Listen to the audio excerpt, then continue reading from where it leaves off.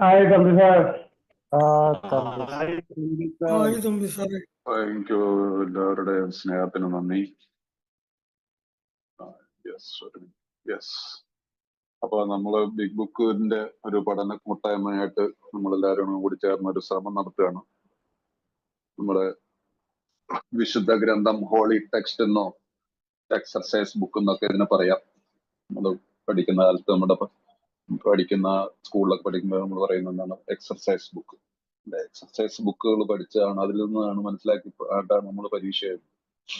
ഇവിടെ പരീക്ഷയില്ല, പക്ഷെ ജീവിതം എന്ന എല്ലാം നമുക്കറിയാം. നമ്മളെ തലത്തിലാണ് എയിലേക്ക് എത്തിച്ചേർന്നതെന്നും അതൊരു ദൈവാനുഗ്രഹമാണെന്നൊക്കെ നമുക്ക് ഒരു 2-3 മാസം കഴിയുമ്പോഴത്തേക്കും ചിലർക്ക് 1 മാസം കൊണ്ട് മനസ്സിലാവും, ചിലർക്ക് 10 ദിവസം കൊണ്ട് മനസ്സിലാവും. എനിക്കൊക്കെ ഒരു 5 മാസം കഴിഞ്ഞിട്ടാണ് മനസ്സിലായെന്ന് തോന്നുന്നു. എനിവേ, അങ്ങനെ നമ്മൾ 1, 2, 3 പടികൾ ബിഗ് ബുക്കിൽ നിന്ന് മനസ്സിലാക്കി 4, 5 പടികൾ നമ്മൾ ഭയന്ന് നിന്നൊരു ആളുകളാണ്. 4, 5 പടികളിലേക്ക് നോക്കാൻ തന്നെ ധൈര്യപ്പെട്ടില്ല. പക്ഷെ നമ്മൾ അതിന് ഒരു സ്പോൺസറുടെ സഹായവും അതുപോലെ മീറ്റിങ്ങും ഈ ബുക്കിനെയും എടുത്ത് പഠിച്ചുകൊണ്ട് പോകുമ്പോൾ ഇത് വളരെ ലളിതമാണെന്ന് നമുക്ക് മനസ്സിലാവും. അപ്പൊ അതിന്റെ അർത്ഥം നമ്മൾ ഇത് ഒരു ശ്രമം നടത്തിയാൽ ഇത് ലളിതമാണ്. നമ്മൾ നോക്കിക്കൊണ്ട് നിന്ന് കഴിഞ്ഞാൽ അത് എപ്പോഴെങ്കിലും ചെയ്യാമെന്നുള്ളൊരു മനോഭാവം മനസ്സിൽ വന്നുപോയാൽ അത് പിന്നെ നടക്കൂല. അപ്പൊ 4-5 പടികള് ഇതെങ്ങനെ പ്രവർത്തിക്കുന്നു എന്നുള്ള ചാപ്റ്ററിൽ 4-ാം പടി, 3-4 പടികൾ, 3-4 പടികൾ അതിനകത്ത് കൊടുത്തിട്ടുണ്ടായിരുന്നു. അത് നമ്മൾ കഴിഞ്ഞതാണ്. പിന്നീട് ഇൻടു ആക്ഷൻ, പ്രവൃത്തി ഭാഗത്തിലേക്ക് എന്നുള്ള ചാപ്റ്ററിലാണല്ലോ നമ്മൾ. അതെ, അപ്പൊ അതില് വരുന്ന പടികളാണ് 5, 6, 7 പടികൾ. 4, 5 പടികളുടെ ഇമ്പോർട്ടൻസ് നമുക്ക് ശരിക്കും മനസ്സിലായതാണ്. നമ്മൾ 4-ാമത്തെ പടി ചെയ്തപ്പോഴാണ് നമ്മുടെ യഥാർത്ഥ ചിത്രം തെളിഞ്ഞത്. എന്നിലുള്ള ആരൊക്കെയാണ് എനിക്ക് വിദ്വേഷമുള്ളത്, എനിക്ക് ദേഷ്യമുള്ളത്, എന്റെ സ്വഭാവത്തിലുള്ള വൈകല്യങ്ങള്, ലൈംഗികമായിട്ടുള്ള എന്റെ തെറ്റായിട്ടുള്ള ചില പ്രവർത്തികൾ, ഇതിലെല്ലാം ഞാൻ കടലാസിൽ പകർത്തി എഴുതിയിരുന്നു. അപ്പൊ അവിടെ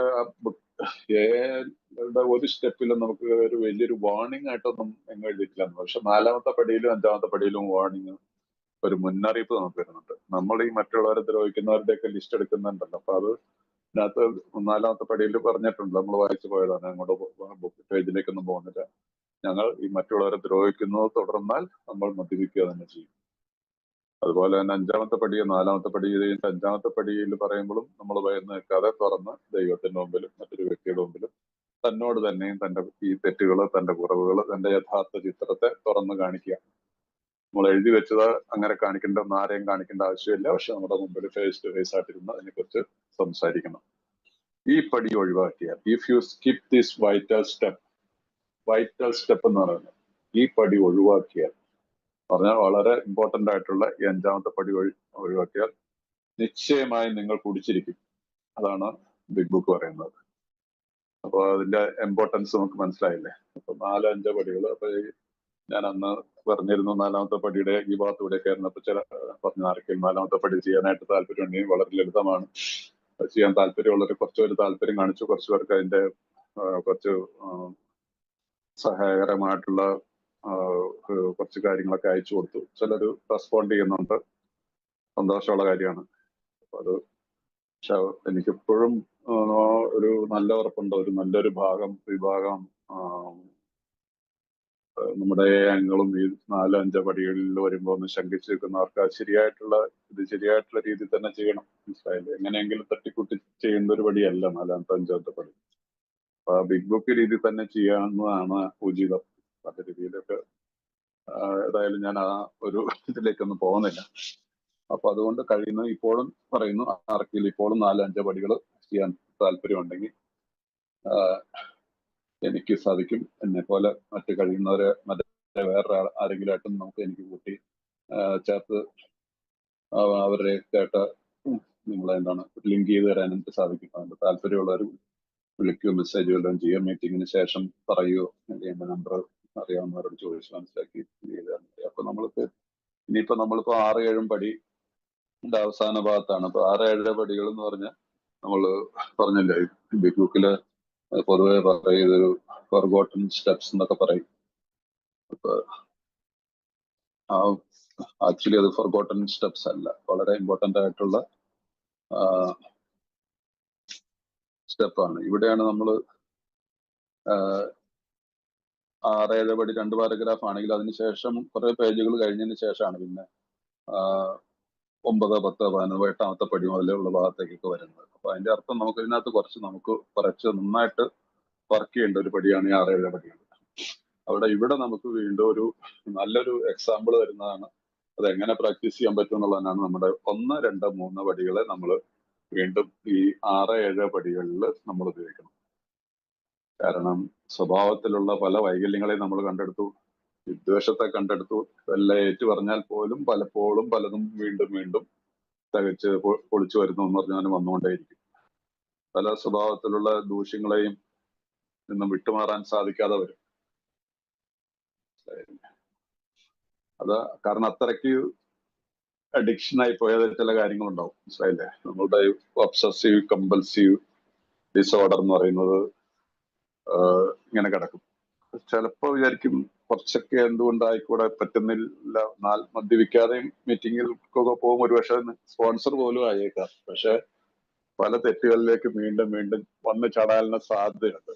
ഇവിടെയാണ് ഈ വീണ്ടും നമുക്ക് ഈ പടി പറഞ്ഞു തരുന്ന 6-7 പടികൾ. ആ 6-7 പടികളിൽ നമ്മുടെ ഏത് കാര്യത്തിലാണോ എന്നെ കൊണ്ട് സാധിക്കാത്തത്, ശക്തിഹീനായിട്ട് നിൽക്കുന്ന ആ കാര്യത്തിൽ 1ാമത്തെ പടി ഉപയോഗിക്കുക.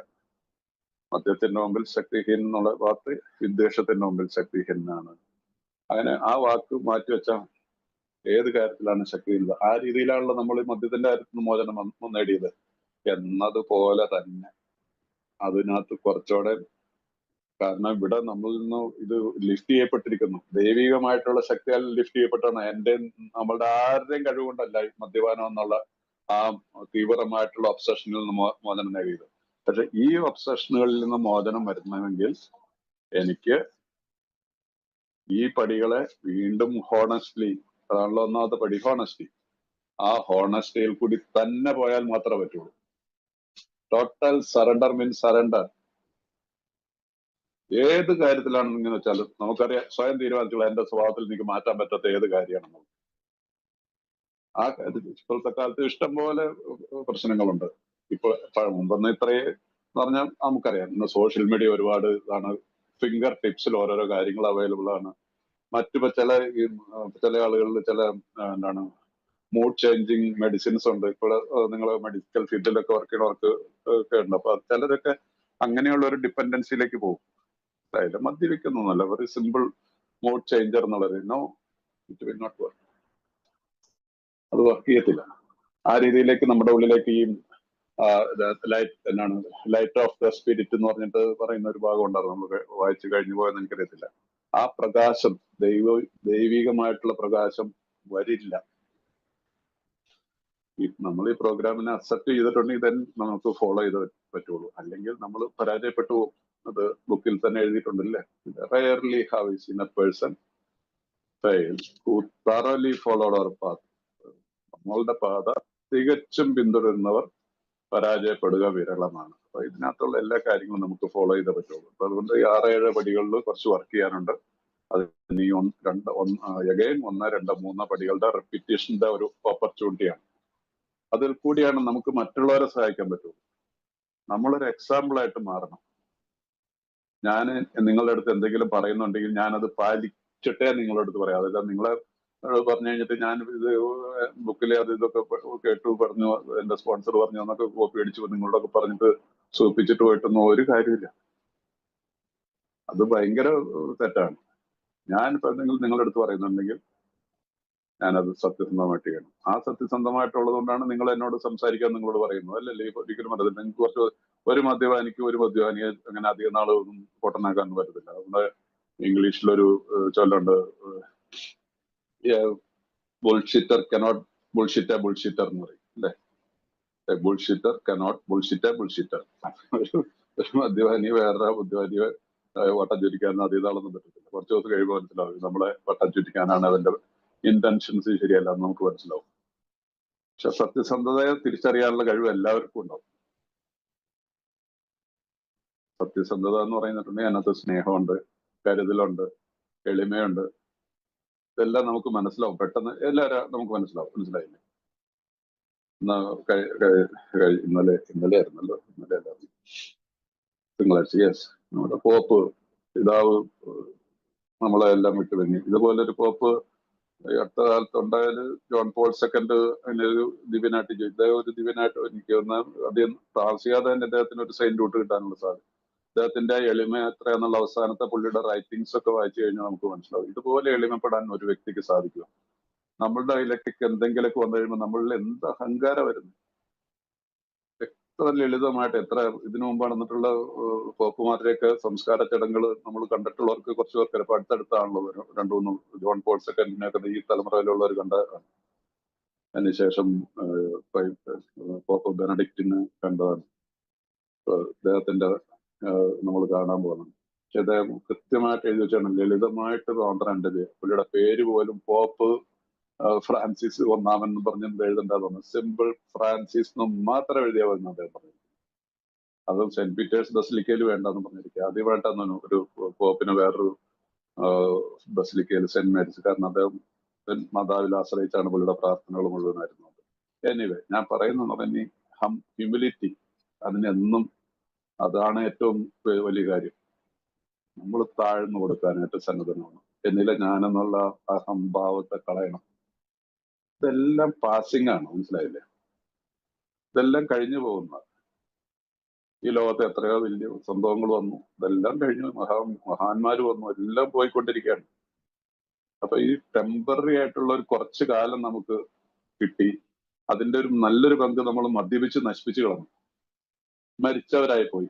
അവിടുന്ന് വീണ്ടും നമുക്ക് ഒരു പുനർജനം തന്നിരിക്കുന്നതാണ് ആൽക്കഹോളിക്സ് അനോണിമസ് എന്ന് പറഞ്ഞ. ഈ നൂറ്റാണ്ടെന്നുള്ളതല്ല, എന്നും ഇതൊരു ഏറ്റവും വലിയൊരു മഹാത്ഭുതമായിട്ട് തന്നെ നിൽക്കും ആൽക്കഹോളിക്സ് അനോണിമസ്. ഇന്നും മരുന്നില്ല, ഇന്നും മെഡിസിൻ ഇല്ല. അപ്പൊ ഇത് വളരെ സിമ്പിൾ ആയിട്ടുള്ള ഒരു ചെറിയ ഒരു 12 പടികൾ നമുക്ക് തന്നേക്കും. അതിനെ ഫോളോ ചെയ്ത് കഴിഞ്ഞാൽ ഒരു ഒറ്റ ദിവസ പരിപാടിയിൽ ഇന്നത്തെ ദിവസത്തിൽ കോൺസെൻട്രേറ്റ് ചെയ്ത് ജീവിക്കുകയാണെങ്കിൽ വളരെ സന്തോഷമായിട്ട് ജീവിക്കാൻ പറ്റും. അപ്പൊ അത് തെളിയിച്ചവരാണ് ഈ നമ്മുടെ പഴമക്കാർ, ഇതിന്റെ ഫൗണ്ടിങ് ഫാദേഴ്സ്. അപ്പൊ അതിന്റെ ഇതൊന്നും ഒരു കോയിൻസിഡന്റ് ആയിട്ടൊന്നും സംഭവിച്ചതല്ല, ദൈവത്തിന്റെ പദ്ധതിയിൽ കൂടിയാണ് ഇത് ഉണ്ടായതല്ല. ഇതിന്റെ ആ ഫൗണ്ടിങ് ഫാദേഴ്സും നമ്മളെ സപ്പോർട്ട് ചെയ്തിട്ടുള്ളതും നമ്മളെ ഹെൽപ്പ് ചെയ്തിട്ടുള്ളതുമായിട്ടുള്ള ആളുകൾ ഒരേ കാലഘട്ടത്തിൽ ജീവിച്ചിരിക്കുന്നു എന്നുള്ളത് വലിയൊരു മഹാത്ഭുതമാണ്. ഞാൻ അന്ന് ഈ മീറ്റിംഗിലാന്ന് പറഞ്ഞത് അല്ലേ, സിഗ്മണ്ട് ഫ്രോയിഡ് മുതൽ Carl Jung, Silkworth, Buchman, Sam Shoemaker, Ed Dowling, പിന്നെ സിൽക്വർത്ത്, പിന്നെ ആരുണ്ട്, എത്ര പേര്, അവരെല്ലാവരും ഒരേ കാലഘട്ടത്തിൽ ജീവിച്ചിരുന്നു. അതേ കാലഘട്ടത്തിൽ ആൽക്കഹോളിക്സ് അനോണിമസ് ഉണ്ടായത് എന്താ വെറുതെ കോയിൻസിഡന്റ് അല്ല അല്ലെ? അപ്പൊ ദൈവത്തിന്റെ ഒരു പദ്ധതിയായിരുന്നു. അപ്പൊ അതിനെ നമ്മൾ ഫോളോ ചെയ്യാതെ നമ്മൾ കണ്ണടച്ചിട്ട് ഒരു സൈഡിൽ മാറ്റി വെച്ചിട്ട് തന്നിഷ്ടത്തില് തന്നിഷ്ടത്തില് ജീവിച്ചു കഴിഞ്ഞാൽ അത് എത്രമാത്രം സക്സസ് ആവുന്നുള്ള കാര്യത്തിൽ വളരെ സക്സസ് ആവില്ല. അങ്ങനെയുള്ളവരാണ് നമ്മുടെ ഇന്നത്തെ റിക്കവറി റേറ്റ് ഇന്റർനാഷണലി 6% ഒക്കെ ആയിട്ടിരിക്കുക. നമ്മുടെ ഇന്ത്യയിൽ 1.5% ഉള്ളൂ. 100 പേര് ഇന്ന് ഇന്ത്യയിൽ വരുന്നതിൽ 1.5 പേരോ 2 പേരോ കഷ്ടിയായിട്ടാണ് റിക്കവറിയിലാവുന്നുള്ളൂ. റിക്കവറി എന്ന് പറഞ്ഞാൽ ഒരു വർഷത്തെ റിക്കവറി അല്ല, ദീർഘനാളത്തെ ലോങ് ടൈമിലുള്ള റിക്കവറി ആയിട്ട് അത് പോയാലാണ്. അപ്പൊ അത് ഇങ്ങനെ ഈ പടികൾ പ്രാക്ടീസ് ചെയ്യുന്നവർ എന്നും പ്രോഗ്രാമിലുണ്ടാവും. അവരിൽ എളിമ ഉണ്ടാവും, അവർക്ക് മറ്റൊരാളെ സഹായിക്കാനുള്ള കഴിവുണ്ടാവും, അവർക്ക് മറ്റുള്ളവരെ ഇങ്ങനെ എന്തെങ്കിലും പറഞ്ഞ് കൂളാക്കാനൊന്നും പറ്റത്തില്ല. അപ്പൊ അങ്ങനെയുള്ളവർ കുറെ കഴിയുമ്പോൾ മീറ്റിങ്ങിന് പോകും. അത് നമ്മുടെ അതൊരു പാപമാണല്ലോ. നമ്മുടെ സ്വന്തം വളർച്ചയെ ഞാൻ അറിഞ്ഞുകൊണ്ട് ബോധപൂർവം ഈ പ്രോഗ്രാമിനെ മനസ്സിലാക്കാൻ ശ്രമിക്കാതിരിക്കുകയും, ഞാൻ ബോധപൂർവം ഈ പ്രോഗ്രാമിലേക്ക് വന്ന ഒരാളെ തെറ്റായിട്ടുള്ള വഴി കാണിച്ചു കൊടുത്ത് രണ്ടുപേരും വഴി നഷ്ടപ്പെട്ടു എന്നുള്ളത് രണ്ട് പാപമുള്ളൂന്നല്ലേ നമ്മുടെ ബിഗ് ബുക്കിൽ പറയുന്നത്. ഏതിൽ 2 പാപമുള്ളൂ. അപ്പൊ അതിനൊക്കെ വലിയ അർത്ഥങ്ങളുണ്ട് അവരാ ഉപയോഗിച്ചിരിക്കുന്ന വാക്കുകൾക്ക്. സോ എനിവേ, ഇത്തിരി സമയം എടുത്തു പോകണം. എനിവേ, അപ്പൊ നമ്മൾ കഴിഞ്ഞ ദിവസം നമ്മൾ വന്നത് 80ാമത്തെ പേജിലാണ് മലയാളത്തില്. 80ാമത്തെ പേജ് മലയാളത്തിലും ഇംഗ്ലീഷിലാണെങ്കിൽ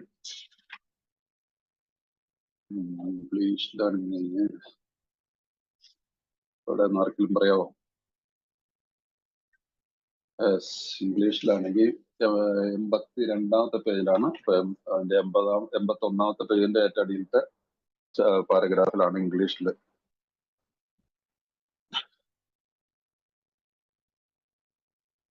ചില മലയാളത്തിലുള്ള ട്രാൻസ്ലേഷനിൽ ഒരു പാരഗ്രാഫിനെ രണ്ടായിട്ടൊക്കെ സ്പ്ലിറ്റ് ചെയ്തിട്ടുള്ളതുകൊണ്ട് ചിലപ്പോൾ ഇത്തിരി ഒന്ന് കണ്ടുപിടിക്കാനായിട്ടൊക്കെ ബുദ്ധിമുട്ട് വരും.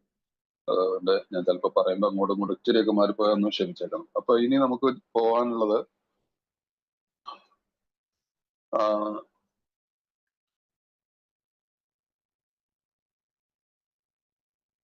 അതെ, കുടുംബ ബന്ധത്തിലെ കുറിച്ചുള്ള കാര്യങ്ങളാണ് നമ്മൾ സംസാരിച്ചത്. മനസ്സിലായില്ലേ? അപ്പൊ അതിനകത്ത് ഇംഗ്ലീഷ് വായിച്ചു വരുന്ന അവർ design for living is not a one way street. It is as good for the wife and for the husband.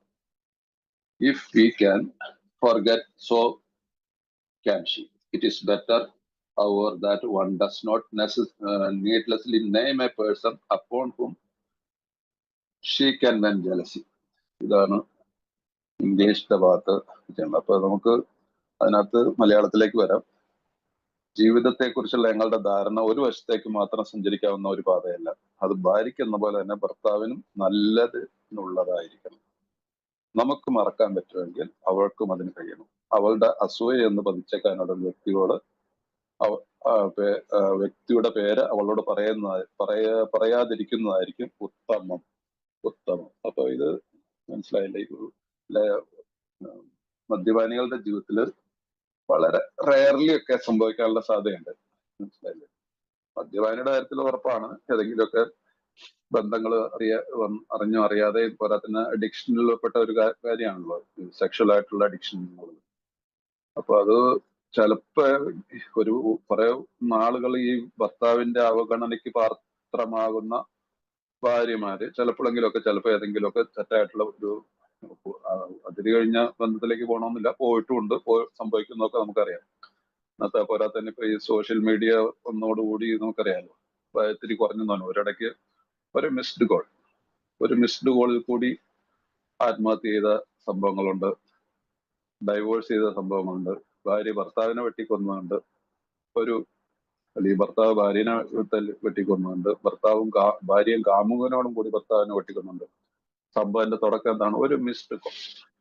അതിപ്പോ കേൾക്കാറില്ല മിസ്ഡ് കോൾ. ഇപ്പൊ വേറെ പല സംഭവങ്ങളാണ്. ഇപ്പൊ വാട്സപ്പുമായി, പണ്ട് വാട്സപ്പ് ഒന്നും നടന്നില്ല, അങ്ങനെ പല കാര്യങ്ങൾ. അപ്പൊ അതുകൊണ്ട് ഇവിടെ ഇങ്ങനെയൊക്കെ സംഭവിക്കാനുള്ള സാധ്യതകളുണ്ട്.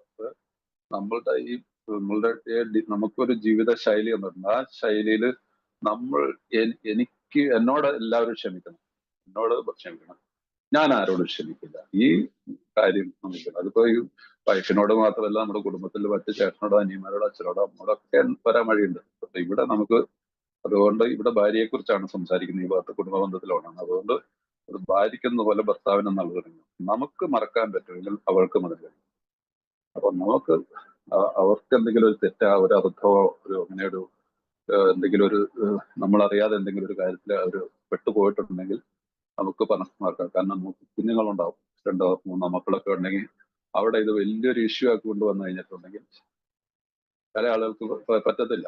ഇങ്ങനെയുള്ള ചില വ്യക്തികളെ കൂടി ഞാൻ വർക്ക് ചെയ്യുന്നുണ്ട്. മനസ്സിലായില്ലേ? അതുകൊണ്ട് ഞാൻ പറയുന്നു. അപ്പൊ അതുകൊണ്ട് നമുക്കിവിടെ അതാണ് ഈ ഫോർഗെറ്റ് ഈച്ച് അതർ എന്ന് പറയും നമ്മുടെ പ്രോഗ്രാം പ്രകാരം. We are to forget. അപ്പൊ ഞാൻ അതിന് സന്നദ്ധനായിരുന്നെങ്കിൽ അവരും നമ്മളോട് പറയും. അപ്പൊ അവിടെ എന്താ സംഭവിക്കുന്ന? ഒരു പുതിയൊരു ബന്ധം തീർച്ചയായിട്ടും ഉരുത്തിരിഞ്ഞു വരും. പക്ഷെ വേറൊരു കാര്യം അവിടെ ശ്രദ്ധിക്കാനുള്ള, ഇങ്ങനെയുള്ള റിലേഷൻഷിപ്പിൽ ചിലപ്പോ നമ്മൾ ഒരു ഹോണസ്റ്റ് ആയിട്ട് രണ്ടുപേരും കൂടെ രമ്യതയിലിട്ട് കഴിയുമ്പോൾ ഈ ഭാര്യയ്ക്ക് ഒരു താല്പര്യം തോന്നും, ഇത് ആരായിരുന്നു കക്ഷി. ഭർത്താവിന് ഭാര്യമാരുടെ കാര്യത്തിൽ വളരെ റെയർ ആയിരിക്കും. കാരണം നമുക്ക് എല്ലാവർക്കും കിട്ടിയിട്ടുള്ളത് വളരെ നല്ല ഭാര്യമാരെയാണ് കിട്ടിയിട്ടുള്ളതെന്നാണ് ലോകമെമ്പാടും പറയുന്ന പൊതുവെ പറയുന്നത്. വളരെ റെയർ ആയിട്ടുള്ള ചില കേസുകളിൽ മാത്രമൊക്കെ ആയിരിക്കും എന്തെങ്കിലുമൊക്കെ ഒരു ഇതുണ്ടാവുള്ളൂ. അപ്പൊ അതുകൊണ്ട് അവരുടെ പേര് പറയരുത്. കാരണം നമ്മളൊരു പേര് എന്നെ ആളൊക്കെയായിരുന്നൊക്കെ പറഞ്ഞു കഴിഞ്ഞാൽ അവിടെ ഒരു ജലസി എന്ന് പറഞ്ഞൊരു സംഭവം കൊടുക്കും. എന്ന് പറഞ്ഞാൽ അസൂയ എന്ന് പതിച്ചേക്കാൻ ഇടയുള്ള ഒരു വ്യക്തിയാണ് അസൂയ. മനസ്സിലല്ലേ? ആ വാക്ക് ശ്രദ്ധിക്കണം. അവളുടെ അസൂയ എന്ന് പറഞ്ഞാൽ വീണ്ടും ഒരു ക്യാരക്ടർ ഡിഫക്ട് ഞാൻ എന്റെ ഭാര്യയുടെ ഉള്ളിൽ പാകി കൊടുക്കുകയാണ്. മനസ്സിലായില്ലേ? നമ്മൾ ഈ അസൂയ ഇതെല്ലാം ഒഴിവാക്കി തീർത്തിട്ട് നിൽക്കുകയാണ്. പക്ഷെ കൂടുതൽ ഭയങ്കര സത്യസന്ധതയ്ക്ക് പോയി കഴിഞ്ഞിട്ടുണ്ടെങ്കിൽ വീണ്ടും പ്രശ്നങ്ങൾ ഉണ്ടാവും. അത് ഒഴിവാക്കുക. അതാണ് ഉചിതം. കഴിഞ്ഞത് കഴിഞ്ഞ് ഇനി പേരും വീരും ഒന്നും അറിയേണ്ട കാര്യമില്ല. ഞാനത് ഉപേക്ഷിച്ചു, നമ്മളത് മറന്നേക്കുക. ഞാൻ അപ്പുറത്തേക്ക് പോകണ്ട. ചിലർ വലിയ സത്യസന്ധതയോടുകൂടി ചിലപ്പോൾ കൂടുതൽ പേരും നാളും വീട്ടുകാരും എന്തായിരുന്നു കാര്യങ്ങൾ എന്നൊക്കെ പറഞ്ഞ് അതിന് പോകരുത്. സിമ്പിളായിട്ട് ഈ കാര്യത്തെ കൈകാര്യം ചെയ്യുക. വളരെ സെൻസിറ്റീവ് ആയിട്ടുള്ളൊരു ഇഷ്യൂ ആണ്. നിങ്ങളിതിനെ ഇതായിട്ടെടുക്കരുത്. ഞാൻ കൂടുതൽ ഇതിനെക്കുറിച്ച് സംസാരിക്കുന്നുണ്ട്.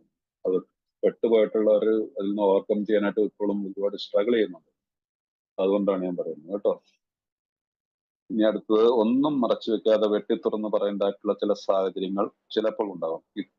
അത്തരം ഒരു ഗൂഢമായ സാഹചര്യത്തെ കുറിച്ച് പുറത്തുള്ള ഒരാൾക്ക് ഒന്നും മനസ്സിലാവുന്നില്ല.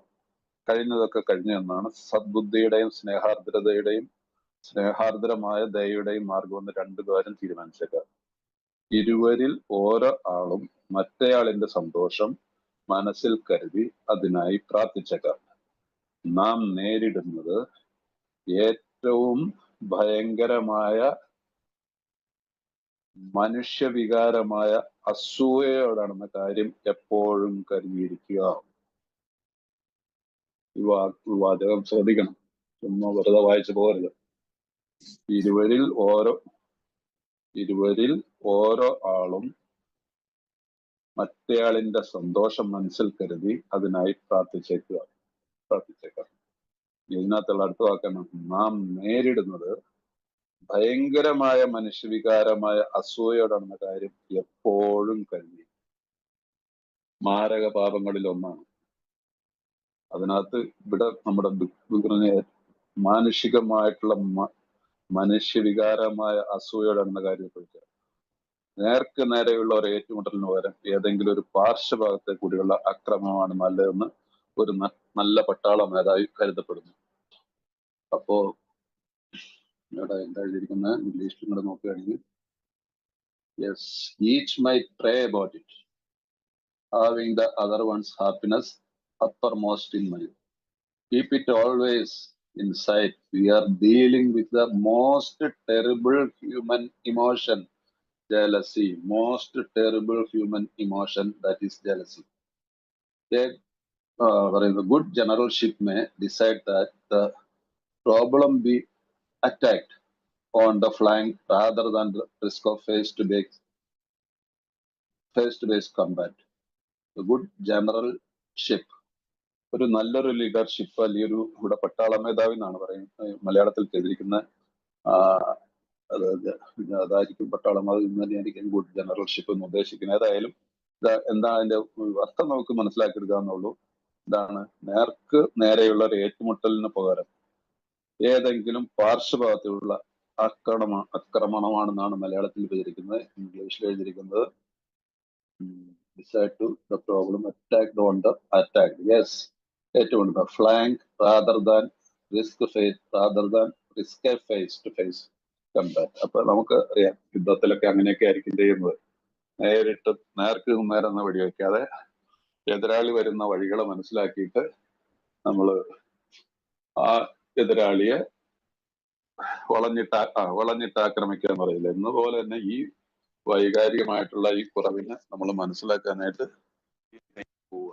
ഇവിടെ പ്രാർത്ഥനയാണ് അതിന്റെ ആയുധം, വേറെ ഒന്നും ഏറ്റവുമൊന്നുമില്ല. അല്ലാതെ നമ്മൾ നേരിട്ടിട്ട് എല്ലാം നേരെ അങ്ങോട്ട് പറയാനായിട്ട് നിൽക്കാൻ പോയി കഴിഞ്ഞാൽ ചിലപ്പോൾ അതിൽ നമ്മൾ പരാജയപ്പെട്ടു പോകും.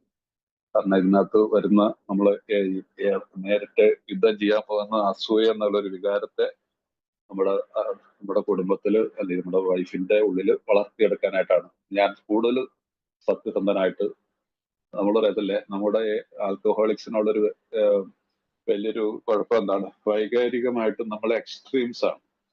ഭയങ്കര സ്നേഹം വരുമ്പോൾ ഭയങ്കര സ്നേഹം, സത്യസന്ധത ഭയങ്കര സത്യസന്ധത. നോ, നമുക്കപ്പോ ഒരു ഇതാണ് ഒരു സ്പോൺസറുടെ ഇമ്പോർട്ടൻസ്. ഓരോ കാര്യങ്ങളിലും ചർച്ച ചെയ്ത് എന്തൊക്കെ എവിടെ വെച്ച് പറയാമെന്നുള്ളതിനെ കുറിച്ചൊക്കെ ഒരു രീതിയിൽ കൂടി പോയി കഴിഞ്ഞാൽ നമുക്ക് ശീലത്തിൽ കൂടിയല്ല നമ്മൾ ശീലത്തിൽ കൂടിയാണ് ദുശീലങ്ങളിലേക്ക് പോയത്. അതുപോലെ തന്നെ ദ സെയിം വേ ശീലങ്ങളിൽ കൂടി നല്ല ശീലങ്ങളിലേക്കും വരാൻ നമുക്ക് സാധിക്കും. നല്ല ശീലങ്ങളിലേക്ക്, സദ്ഗുണങ്ങളിലേക്ക്. ദുർഗുണങ്ങളിലേക്ക് പോയ പോലെ തന്നെ സദ്ഗുണങ്ങളിലേക്കും പോകാൻ പറ്റും. ദുർഗുണങ്ങളിലേക്ക് പോയപ്പോൾ നമ്മൾ ആരും കൈപിടിച്ച് നടത്തുകയല്ല, നമ്മൾ തന്നെ നടന്നു പോയതാണ്. നമ്മളുടെ ചിന്തകളിലുണ്ടായിരുന്ന ചില പ്രശ്നങ്ങളായിരുന്നു. പക്ഷെ ഇവിടെ സദ്ഗുണങ്ങളിലേക്ക് വരുമ്പോഴോ നമ്മുടെ കൂടെ ദൈവമുണ്ട്, ഈശ്വരനുണ്ട്, ആ പരമോന്നതനായിട്ടുള്ള ശക്തിയുണ്ട്. സോ ഈ ഒരു രീതിയിൽ നമ്മൾ പോയാൽ എല്ലാത്തിനും പരിഹാരമുണ്ട്. ഞങ്ങൾക്ക് അത്തരത്തിലുള്ള സങ്കീർണതകൾ ഒന്നുമില്ലെങ്കിൽ സ്വന്തം ഗ്രഹത്തിൽ ചെയ്യേണ്ട ഒരുപാട് കാര്യങ്ങൾ വേറെയുണ്ട്. കുടിക്കാതെ സ്വഭാവത്തോടെ ഇരിക്കലാണ് തനിക്ക് ആകെ ചെയ്യേണ്ടതെന്ന് പറയുന്ന അമിത മദ്യാസക്തനെ ഞങ്ങൾ കണ്ടുമുട്ടാറുണ്ട്. അയാൾ തീർച്ചയായും കുടിക്കാതിരിക്കേണ്ടതുണ്ട്. കാരണം അങ്ങനെയല്ലെങ്കിൽ അയാൾക്ക് വീട് പോലും ഉണ്ടായിരിക്കുകയില്ല. പക്ഷേ വളരെ ഭയാനകമായ രീതിയിൽ താൻ അവരോടൊക്കെ പെരുമാറിയിരുന്നെങ്കിൽ ആദ്യ ഭാര്യയോടും മാതാപിതാക്കളോടുള്ള പ്രായശ്ചിത്തം ചെയ്യുന്ന കാര്യത്തിൽ ഇനിയും ഒരുപാട് അയാൾ മുന്നോട്ട് പോകേണ്ടതുണ്ട്. അമ്മമാർക്കും ഭാര്യമാർക്കും ഒക്കെ അമിത മദ്യാസക്തനിൽ നിന്നുണ്ടായ അനുഭവം അവരുടെ എല്ലാ തരത്തിലുള്ള ധാരണയും താണ്ടിയുള്ള ക്ഷമയാണ് അവരുടേത് എന്നുള്ളതാണ്. അതില്ലായിരുന്നെങ്കിൽ ഞങ്ങളിൽ പലർക്കും വീട് തന്നെ ഉണ്ടാകുമായിരുന്നില്ല. ഒരുപക്ഷെ ഞങ്ങൾ മരിച്ചിട്ടുണ്ടാകുമായിരുന്നു. അപ്പൊ ഇവിടെ ഈ രീതിയിലുള്ള പ്രശ്നങ്ങളൊന്നുമില്ലെങ്കിൽ അപ്പൊ എന്നാ പിന്നെ സ്വന്തമായിട്ട് കുടിക്കാതെ ഞങ്ങൾ ഇരിക്കലാണെന്നുള്ള രീതിയിൽ അങ്ങ് വിചാരിച്ചു പോകുന്ന ആളുകളുണ്ട്. അത് കാര്യമില്ല. അതുകൊണ്ട് കാര്യമില്ല. കുടിക്കാതിരിക്കുക എന്നുള്ളത് നല്ല കാര്യമാണ്. പക്ഷെ നമുക്ക് ടേക്ക് റെസ്പോൺസിബിലിറ്റി. നമുക്കൊരു ഒരു ഒരു ഒരു നല്ലൊരു കുടുംബാന്തരീക്ഷത്തെ ക്രിയേറ്റ് ചെയ്യേണ്ടതുണ്ടാകും. ആ കാലത്ത് ഈ ബുക്ക് എഴുതുന്ന സമയത്തൊക്കെയാണ് ഒരുപക്ഷെ അവരുടെ ആ സംസ്കാരത്തിലൊക്കെ എക്സ്ട്രാ മാരിറ്റൽ അഫയേഴ്സ് അങ്ങനെയൊക്കെ ഉള്ളതൊരു നിങ്ങൾക്ക് ഇപ്പൊ യു കെയിലും യു എസിലൊക്കെ ജോലിയോടെ അറിയാം. അതൊക്കെ ഒരു ഡൈവേഴ്സ് എന്നൊക്കെ പറയുന്നൊന്നും വലിയ കാര്യമൊന്നുമല്ല. അപ്പൊ അങ്ങനെയുള്ള ആളുകൾക്ക് അങ്ങനെയുള്ള ഒരു കാലഘട്ടത്തിൽ എഴുതിയതും കൂടിയാണെന്ന് പറഞ്ഞു. അതുകൊണ്ടാണ് ആദ്യ ഭാര്യയോടും മാതാപിതാക്കളോടും ഒക്കെ ഉപേക്ഷിച്ച് പോകുന്നവരും പിന്നെ വേറെ കല്യാണം കഴിക്കുക അങ്ങനെയൊക്കെ ഉള്ളവരൊക്കെ റിക്കവറിയിൽ വന്നതിന് ശേഷമുള്ള. പക്ഷെ ഇവിടെ പ്രായശ്ചിത്തം ചെയ്യുന്ന കാര്യത്തിൽ ഇനിയും ഒരുപാട് അയാൾ മുമ്പോട്ടുണ്ട്. അപ്പൊ ഇങ്ങനെയൊക്കെയുള്ള ജീവിതത്തിൽ സംഭവിച്ചിട്ടുണ്ടെങ്കിലും റെസ്റ്റിറ്റ്യൂഷൻ എന്ന് പറയുന്ന ആ പാപപരിഹാരം അല്ലെങ്കിൽ പരിഹാരക്രിയ, പാപപരിഹാരം എന്നല്ല പരിഹാരക്രിയ നമ്മൾ തെറ്റ് ചെയ്തിട്ടുണ്ട്. അതിനാണ് കാരണം അവർക്കെല്ലാം നമ്മൾ ദ്രോഹം ചെയ്തിട്ടുണ്ട്. അതെല്ലാം അവർ സഹിച്ചവരാണ്. അവർ നമ്മളോട് ക്ഷമിച്ചിട്ടുമുണ്ട് അല്ലേ? അതിൽ ആ ഒരു ചില കാര്യങ്ങൾ നമ്മൾ സ്വയം ഒന്ന് ആലോചിച്ച് നോക്കുക. നമ്മൾ ഇപ്പോഴത്തെ കാലഘട്ടത്തിലാണെങ്കിൽ പോലും നമ്മളുടെ ഈ മദ്യപാന കാലത്ത് നമ്മളോട് ചേർന്ന് വന്നിട്ടുള്ള ഭാര്യയൊക്കെ അവർ മനുഷ്യരാണ്. അവർക്കൊരു പൊട്ടിത്തെറിയിൽ അവർ എന്തെല്ലാം വേണമെങ്കിലും ഉണ്ടാക്കി വയ്ക്കാം. ചിലര് കുടുംബങ്ങളിലെ ആത്മഹത്യകൾ അടങ്ങാൻ പറ്റില്ലേ? പിന്നെ കുടുംബത്തിന് നല്ല ഇതുണ്ടോ? ചിലരുടെ കുടുംബത്തില് ഡൈവോഴ്സുകൾ അതിന്റെ ഇടയ്ക്ക് ഞെരുങ്ങുന്ന ഒരു കുട്ടിയോ അച്ഛനും കൊണ്ടുപോയി ഒരു കുട്ടിയോ അമ്മയും കൊണ്ടുപോയി എന്ത് പീഡയായിരിക്കും ആ കുഞ്ഞുങ്ങൾ അനുഭവിക്കുന്ന ഒന്ന് ആലോചിച്ചു. കേസ് പറഞ്ഞിരിക്കുമ്പോൾ പറയുന്നതാണ് ക്ലെയിം ചെയ്യല്ലേ. ഈ ക്ലെയിം ചെയ്യുന്ന എന്ത് നേടിയത്? ഒന്നും നേടാനില്ല. ഞാൻ കഴിഞ്ഞ ദിവസം ഒരിക്കലും ഇവിടെ അല്ലേ പറഞ്ഞു, എന്റെ നാട്ടിൽ നടന്നൊരു വീട് ചുമ്മാ ഇടിച്ചു പൊളിച്ച് നിരപ്പാക്കി കളഞ്ഞു. ഒരു ഒറ്റ രാത്രിയും കൊണ്ട് ഒരുത്തൻ അമേരിക്കയിലുള്ള ഭാര്യയും ഭർത്താവും കൂടെ കേസ് കിടന്നു. ഭാര്യ ജയിച്ചു. വീടിന്റെ അവകാശം പറഞ്ഞുകൊണ്ട് വീട്ടിൽ താമസിക്കാനുള്ള അവകാശം പറഞ്ഞു. അയാൾ ഒറ്റ രാത്രി കൊണ്ട് വീട് ഒറ്റ രാത്രി കൊണ്ട് ഒരു കല്ല് പോലും തരി പോലും മണൽ പോലും ബാക്കിയില്ലാത്തവണ് അയാൾ അവിടുന്ന് ഇടിച്ചു പൊളിച്ചു പറഞ്ഞു. 2 നിലയുള്ള 5-6 മുറിയുള്ള വലിയൊരു ബംഗ്ലാവ്. So that is it. അതിട്ട് പിന്നെ എന്ത് നേടാൻ? അത് കഴിഞ്ഞിട്ട് ഞാൻ 12 പടി പ്രോഗ്രാം ചെയ്തുകൊണ്ടിരിക്കുകയും ചെയ്യാണ്. ഇതെല്ലാം ചെയ്തുകൊണ്ടിരുന്നു. സോ ഇതെല്ലാം നമ്മളെ കൊണ്ടെത്തിക്കുന്നത് ഈ ദൈവികമായിട്ടുള്ള ഏറ്റവും വലിയൊരു കാര്യമാണ്. ഓരോ പടികളും നമ്മളെ എളിമയിലേക്ക് കൊണ്ടുവരാൻ. എളിമ പ്രാക്ടീസ് ചെയ്യണം. എളിമ എന്ന് പറയുന്നത് താഴ്ന്നു കൊടുക്കലല്ല. എല്ലാവരും വിചാരിക്കും ഇത് എളിമാണിച്ചു ഞാൻ തല ഒനിച്ചു കൊടുക്കുകയാണ്. തല ഒനിച്ചു കൊടുക്കുകയല്ല.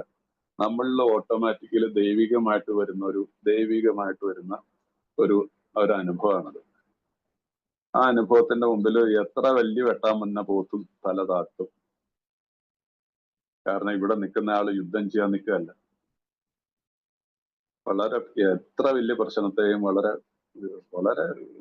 ഒരു സരളമായ ഭാവത്തോടുകൂടിയാണ് നിൽക്കുന്നത്. ആ ആളുടെ അടുത്ത് ഇയാൾക്ക് ഓപ്പോസിറ്റിൽ വെച്ചാക്കോ ഒന്നും ചെയ്യാൻ പറ്റില്ല. എപ്പോഴും ഓർക്കണം, ദൈവമാണ് എന്റെ പിതാവ്. വേറെ ഒരു വാക്ക് വെക്കണ്ട. ഡയറക്ടറും ഏജന്റും പ്രിൻസിപ്പളും ഒക്കെ മാറ്റിവെച്ചു. നമ്മുടെ ബുക്ക് പറയുന്നതാണ്. ഈ ബുക്ക് മാത്രമല്ല, ഏത് മതത്തിൽ വിശ്വസിക്കുന്നവരായിക്കോട്ടെ, ക്രിസ്ത്യ മതത്തിൽ ഉള്ളവരായിക്കോട്ടെ, വായിച്ചു നോക്ക് ബൈബിൾ. എന്താ പറയുക, ബൈബിളിൽ പറയുന്ന ഞാൻ എണ്ണി നോക്കിയിട്ടില്ല, പറഞ്ഞു കേട്ടിട്ടുള്ളതാണ്. 365 പ്രാവശ്യം പറയുന്നുണ്ട് എന്നാ പറയുന്നത്, ഭയപ്പെടേണ്ട, ഞാൻ നിന്നോട് കൂടെ ഉണ്ടെന്നുള്ളത്. പഴയ നിയമം മുതൽ പുതിയ നിയമം വരെ. എന്തുകൊണ്ടായിരിക്കാം 365 ദിവസം പ്രാവശ്യം പറയുന്നത്? ഞാൻ എണ്ണി നോക്കിയിട്ടില്ല, ഞാൻ വായിച്ചതാണ്. അതിനോട് സമാനമായിട്ടുള്ള സെയിം വേർഡുകളായിരിക്കണമെന്നില്ല, പക്ഷെ അതിന്റെ അർത്ഥം ഭയപ്പെടേണ്ട എന്നുള്ള രീതിയിൽ എന്നുണ്ട്. ഗീത പഠിക്കുന്നവർക്ക്, പഠിച്ചിട്ടുള്ളവർക്ക് അറിയാം. ഗീത ആയിക്കോട്ടെ, രാമായണം ആയിക്കോട്ടെ, എന്താണ് ഇതെല്ലാം സിംബോളിക് അല്ലേ, നമുക്ക് മാതൃകകളാണ്. ഞാൻ ഇപ്പൊ ചെറുപ്പം ഖുറാനും വായിക്കാൻ തുടങ്ങിയിട്ടുണ്ട്. ഒത്തിരി കുറെ ഒരു തെറ്റായിട്ടുള്ള ധാരണകളൊക്കെ ഇസ്ലാമിനെ കുറിച്ചൊക്കെയാണ്. പക്ഷെ വായിച്ചു വന്നപ്പോ എല്ലാ അധ്യായം തുടങ്ങുന്ന പരമകാരുണ്യവാനായ എന്ന് പറഞ്ഞിട്ടുള്ള ഒറ്റ വാക്ക് കേട്ടാൽ മതി. പരമകാരുണ്യവാനായ അള്ളാഹുവിന്റെ നാമത്തിൽ എന്ന് പറഞ്ഞിട്ട് ഓരോരോ അധ്യായങ്ങൾ തുടങ്ങുന്നു, അവസാനിക്കുന്നത് പരമ എക്സ്ട്രീമായിട്ട്. ഇതിൽ വലിയ കരുണയുള്ള ആളില്ല. ഇതെല്ലാം ഒരാൾ തന്നെയാണെന്ന് ഞാൻ മനസ്സിലാക്കുന്നത്. അതുകൊണ്ടാണ് ഇതൊക്കെ പഠിക്കാൻ ഞാൻ എന്നതായിട്ട് നിങ്ങൾ തെറ്റിദ്ധരിക്കരുത്. ഞാൻ നിങ്ങളിത് മനസ്സിലാക്കാൻ വേണ്ടി പറയുന്നത്. നിങ്ങൾ ഇതൊക്കെ ഫോളോ ചെയ്താൽ നന്നായിരിക്കും. കാരണം ഒത്തിരി പ്രാവശ്യമൊന്നും ഈ ബിഗ് ബുക്ക് സ്റ്റഡി ഒന്നും നടത്താൻ എനിക്ക് പറ്റുമെന്ന് തോന്നണ്ട, മനസ്സിലായില്ലേ? അപ്പൊ അതുകൊണ്ട് ഇതെല്ലാം ഒരേ കാര്യമാണ്. അപ്പൊ ഇവിടെ നമുക്ക് ഈ ഒരു കാര്യം നമ്മൾ എപ്പോഴും ശ്രദ്ധിക്കുക. നമ്മൾ ക്ഷമ, സഹനം. അപ്പൊ അതുകൊണ്ട് നമ്മൾ എപ്പോഴും ഓർക്കുക, എന്താന്ന് പറയുന്നത്, നമ്മുടെ എല്ലാം തന്നെ വീട് തന്നെ ഉണ്ടാകുന്നില്ല. ഒരുപക്ഷെ നമ്മൾ മരിച്ചിട്ടുണ്ടാകും. ചെറിയൊരു കാരണം, ചെറിയൊരു just we stood at the turning point. ഞങ്ങൾ ഒരു വഴിത്തിരിവിൽ എത്തി നിൽക്കുന്നു. ആ വഴിത്തിരിവിൽ നിന്ന് നമ്മൾ തിരികെയാണ് ദൈവികമായിട്ടുള്ള മാർഗത്തിലേക്ക്. ആ മാർഗത്തിൽ തിരിഞ്ഞെങ്കിൽ പിന്നെ ഇടയ്ക്ക് പിന്നെ വെച്ച് തിരിഞ്ഞിട്ട് വേറൊരു സൈഡിൽ കൂടെ ഇടയ്ക്കൂടെ കയറി വട്ടം കയറി കറങ്ങി എന്നോ. എന്തിനാ അതിന്റെ ആവശ്യം? ജീവിതം ആസ്വദിക്കാനല്ലേ നിൽക്കണം. ആസ്വദിക്കാനുള്ള നമുക്ക് തെറ്റായിട്ടുള്ള ചില ധാരണകൾ നമ്മുടെ ഉള്ളിൽ അങ്ങ് കയറിയതുകൊണ്ടല്ലേ നമ്മൾ സുഖം ഇതാണെന്ന് വിചാരിച്ചുകൊണ്ട് പോയതെന്നോ അല്ലല്ലോ. ഒരു യഥാർത്ഥ സുഖത്തിലേക്കുള്ള ഒരു വഴി നമുക്ക് അതിനെ ഫോളോ ചെയ്ത് കഴിഞ്ഞാൽ പിന്നെ ഒരു സർട്ടൻ എക്സ്റ്റന്റ് വരെ അങ്ങോട്ട് പോയി കഴിഞ്ഞാൽ പിന്നെ നിങ്ങൾക്ക് ഒരു ബുദ്ധിമുട്ടും വരില്ല. നിങ്ങൾക്കെന്നല്ല, എനിക്ക് നിങ്ങൾക്കൊക്കെ. കാരണം ജീവിതത്തിന്റെ യഥാർത്ഥ സുഖം നമ്മളിപ്പോ അടുത്ത പേജിൽ വരുമ്പോ എന്താണ് പ്രോമിസസ് വായിക്കുമ്പോൾ, വാഗ്ദാനങ്ങൾ വായിക്കുമ്പോൾ നമുക്ക് മനസ്സിലാവും എന്താണ് ഈ പടികൾ എഴുതുമ്പോൾ കിട്ടുന്നെന്നുള്ളത്. സോ അതുകൊണ്ട് ഇത് വളരെ ഈ പാരഗ്രാഫൊക്കെ നന്നായിട്ട് മനസ്സിലാക്കണം. ഓക്കെ, അടുത്ത പാരഗ്രാഫിലേക്ക് പോയാൽ, മറ്റുള്ളവരുടെ ജീവിതത്തിലേക്ക് അലറിപ്പാഞ്ഞെടുക്കുന്ന ഒരു ചുഴലിക്കാറ്റ് പോലെയാണ് അമിത മദ്യപാനം. ഇത്ര വലിയൊരു വാക്ക ഉപയോഗിക്കുന്നു. മറ്റുള്ളവരുടെ ജീവിതത്തിലേക്ക് അലറിപ്പാഞ്ഞെടുക്കുന്ന ഒരു ചുഴലിക്കാറ്റ്. മറ്റുള്ളവരുടെ ജീവിതത്തിലേക്ക്. The alcohol is like a tornado roaring his way through the life of others. Hearts are broken, sweet relationships are dead, affections have been uprooted, selfish and inconsiderate habits have kept at the home in the turmoil. So we feel a man is unthinking that when he says that sobriety is enough. വളരെ ശ്രദ്ധിക്കണം. നമ്മൾ നശിപ്പിക്കുകയാണ്. അതിന്റെ കൂട്ടത്തിലേക്ക് ഈ സ്വഭാവ ദൂഷ്യങ്ങൾ വെച്ചുകൊണ്ട് ഈ പടികളൊക്കെ ചെയ്തിട്ട് വീണ്ടും ഈ പഴയ സ്വഭാവം വെച്ചുകൊണ്ട് പുനർജനിക്കപ്പെട്ടു എന്ന് ഞാൻ വിശ്വസിക്കുന്ന ഞാൻ വീണ്ടും പഴയ സ്വഭാവം വെച്ചുകൊണ്ട് ഒരു ഹോണസ്റ്റി ഇല്ലാതെയും മറ്റു ഈ അഡിക്ഷനിലേക്കൊക്കെ വീണ്ടും മദ്യപിക്കാതെ ആയിരിക്കും പോകുന്നത്. ചിലർ കുടിക്കുന്നുണ്ടായിരിക്കും, വാട്ടവർ. ഇവിടെ അതൊന്നും പറയുന്നില്ല. ഒരു മദ്യപാനാസക്ത, ഞാനൊരു മദ്യപാനാസക്തനാണ്. ഞാൻ ഇന്നത്തെ ദിവസം കുടിച്ചിട്ടില്ല. പക്ഷെ എന്റെ ജീവിതത്തിലെ ഈ പടികളെ വിട്ടിട്ട് ഞാൻ സഞ്ചരിച്ചിട്ടുണ്ടെങ്കിൽ മറ്റുള്ളവരുടെ ജീവിതത്തിലേക്ക് അലറി പാഞ്ഞടിക്കുന്ന ഒരു ചുഴലിക്കാറ്റ്. എത്ര വലിയ ഉദാഹരണം കൊടുത്തിരിക്കും. നമുക്കറിയാം ചുഴലിക്കാറ്റ് എന്താ സംഭവിക്കുന്നത്. ഹൃദയങ്ങൾ ഭേദിക്കപ്പെടുന്നു, മധുരമേർന്ന ബന്ധങ്ങൾ മരിക്കുന്നു, സ്നേഹബന്ധങ്ങൾ വേരോടെ പിഴുതെറിയപ്പെട്ടു, സ്വാർത്ഥത നിറഞ്ഞതും മറ്റുള്ളവരെ കുറിച്ചും ഒട്ടും ഇല്ലാത്തതുമായ ശീലങ്ങൾ വീടിനെ ആകെ കലങ്ങി മറിഞ്ഞ നിലയിലാക്കിയിട്ടുണ്ടാകും. തനിക്ക് കുടിക്കാതിരിക്കുന്ന അവസ്ഥ മാത്രം മതി എന്ന് ഒരാൾ പറയുമ്പോൾ അയാൾ ഒട്ടും ചിന്തിക്കുന്നേയില്ല എന്നാണ് ഞങ്ങൾക്ക് തോന്നുന്നത്. I am sober. I am sober for 29 plus years. And ഇവിടെ ഞാനും എൻ്റെ മുറിയിൽ നിന്ന് നിങ്ങളോട് മീറ്റിങ്ങിലും ഇതെല്ലാം ചെയ്തിട്ടു.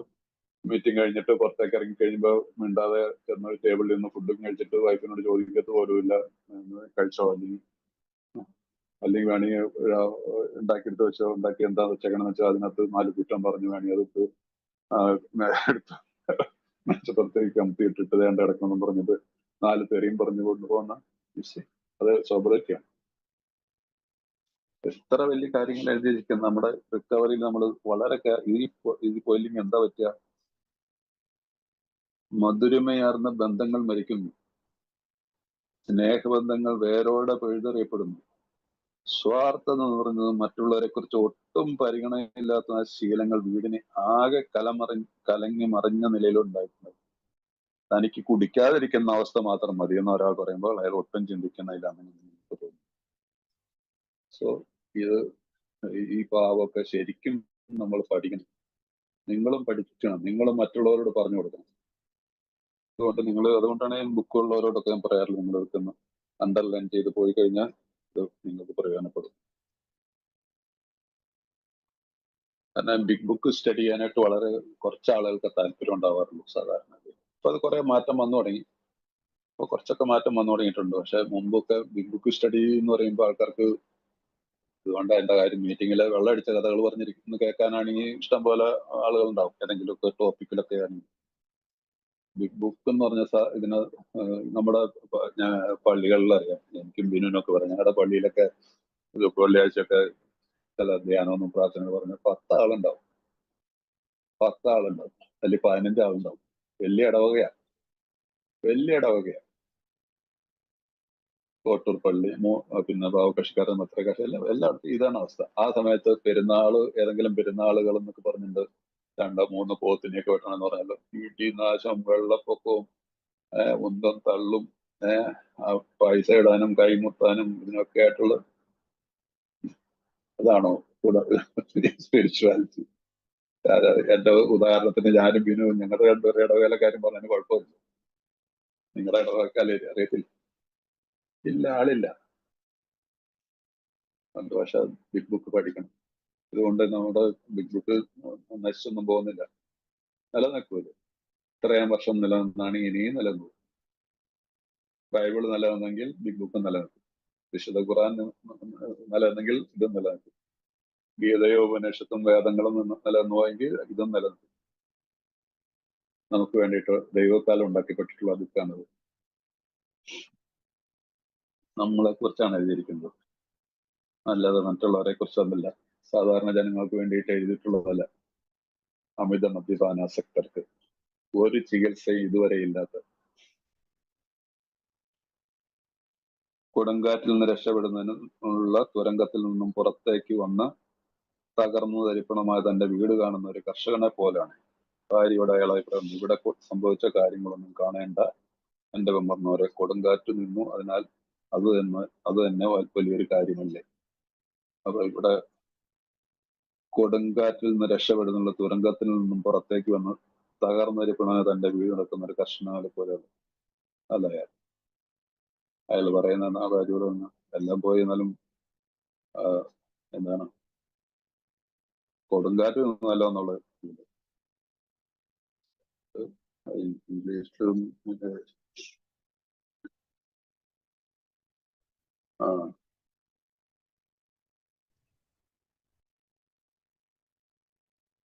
yes. So he is thinking the father who came upon the cyclone cellar to find his home ruined. To his wife, he remarked, "Don't see anything matter here. Here, mom. I mean, grand the wind stopped blowing." So, ഒരു ശരിയായിട്ടുള്ള stop drinking is not enough for this kind of people. ഇങ്ങനെ സ്വഭാവത്തിലുള്ള വൈകൃതങ്ങളുള്ള ആളുകളിൽ കൊടി നിർത്തുക എന്നുള്ളത് പ്രയോജനമില്ല.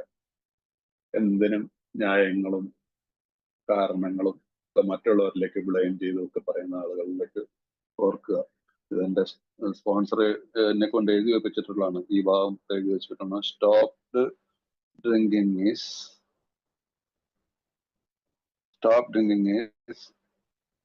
enough for this kind of people. അതുകൊണ്ടാണ് എന്താണ് we feel a man is unthinking when he says that sobriety is enough. Sobriety is enough. അങ്ങനെ ചിന്തിക്കാത്തവര് അൺതിങ്കിങ്. അപ്പൊ അതുകൊണ്ട് നമുക്ക് ഈ സോബ്രൈറ്റി എന്ന് പറയുന്നതിന്റെ ശരിയായിട്ടുള്ള അർത്ഥം മനസ്സിലാക്കണമെങ്കിൽ നമ്മൾ ഇത് പഠിച്ച് തന്നെ പോകണം. സമയമുണ്ടല്ലോ. യെസ്, അതെ, വളരെ ദീർഘകാലമായ കാലം പുനർനിർമ്മാണത്തിന് വേണ്ടി മുൻപിലുണ്ട്. അതിന് നാം മുൻകൈ എടുക്കണം. നമ്മൾ ഖേദിക്കുന്നു എന്ന ശോകാർദ്രമായ പെരുവിറുക്കൽ കൊണ്ട് മാത്രം കാര്യമായില്ല. നമ്മൾ പറഞ്ഞില്ലേ, ഈ ഖേദിക്കുന്നു അല്ലെങ്കിൽ അതുകൊണ്ട് കാര്യമായില്ല. നാം കുടുംബാംഗങ്ങളോട് ഒത്തിരുന്ന് തുറന്ന മനസ്സോടെ നാം ഇപ്പോൾ കാണുന്ന തരത്തിൽ കഴിഞ്ഞ കാലം വിലയിരുത്തണം. അവരെ ഒട്ടും കുറ്റപ്പെടുത്താതിരിക്കാൻ നാം ശ്രമിക്കണം. അവരുടെ കുറവുകൾ ഒരുപക്ഷെ കൂടുതൽ തെളിഞ്ഞു വരാം. പക്ഷെ നമ്മുടെ തന്നെ പ്രവൃത്തി തന്നെയാണ് അതിന് ഭാഗികമായി ഉത്തരമായിരിക്കുന്നതിനാണ് സാധ്യത. അതുകൊണ്ട് നമ്മൾ കുടുംബത്തോടൊപ്പം വീട് വൃത്തിയാക്കുന്നു.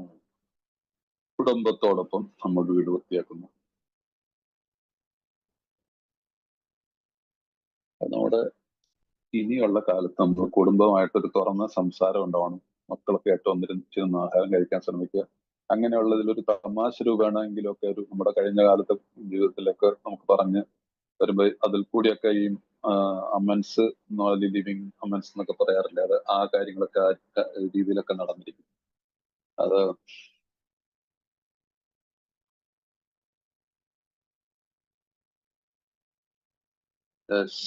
yes, there is a long period of reconstruction ahead. We must take the lead. നമ്മളാണ് മുൻകൈ എടുക്കേണ്ടത്. റീകൺസ്ട്രക്ഷൻ, ബിൽ വിൽസൺ നല്ല കുറെ വാക്കുകൾ ഉപയോഗിച്ചിട്ടുള്ളതാണ്. റീകൺസ്ട്രക്ഷൻ, റീസ്റ്റോർ, റീബോൺ, റീബിൽഡ്, വാക്കുകളൊക്കെ നല്ല ലളിതമായിട്ടുള്ള രീതിയിൽ ഏതാണ്ട് ഒരേ അർത്ഥമുള്ള വാക്കുകളൊക്കെയാണ്. പക്ഷെ നല്ല രീതിയിലാണ് അദ്ദേഹം ഉപയോഗിച്ചിരിക്കുന്നത്.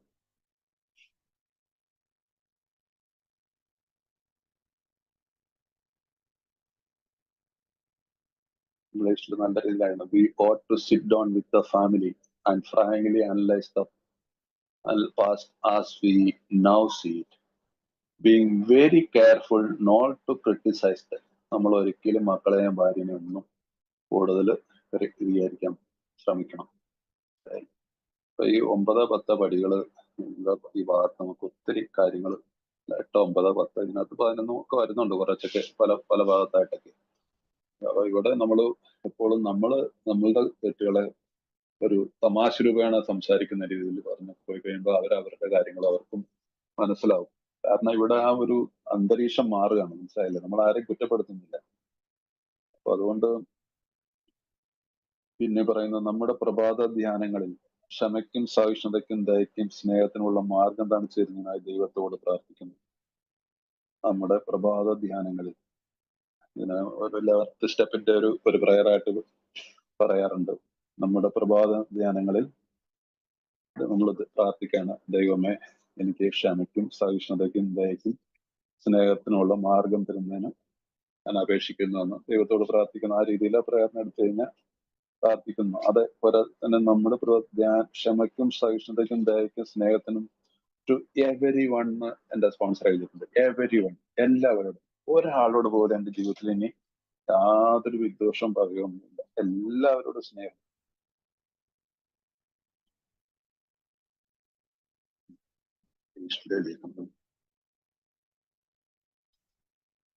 Yes.